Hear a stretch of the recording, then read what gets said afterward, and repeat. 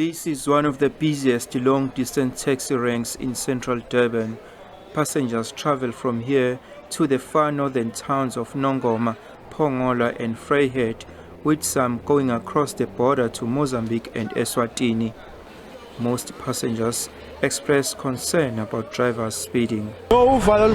He says there is no way one cannot be concerned about their safety when they are using public transports. He says they are hopeful that government and traffic police are doing everything to ensure that police are visible and that their drivers will be well behaved and are keeping to the speed limit. He says their wishes as commuters is that their taxi operators to follow the rules of the road and not to speed. He says their drivers must not drink and drive and not to overspeed. He says drivers must also respect fellow motorists. Drivers say they obey the rules of the road.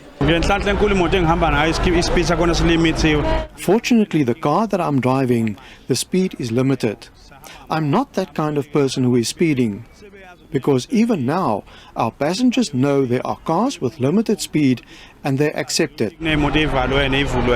Other commuters say some taxi drivers make sure to take a rest on a long trip. And the other important thing is before you leave your house, you must pray.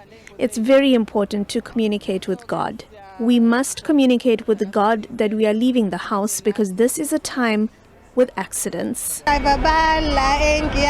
Our driver used to rest when we get to Melmoth. I think other drivers must have a place where they take a break after 2 hours, even if it's just for 15 minutes, and then carry on.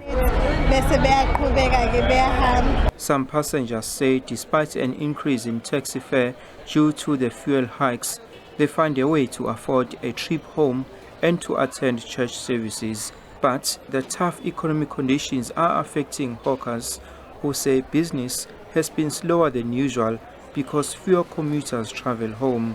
Traffic authorities have called on all road users to obey the rules of the road.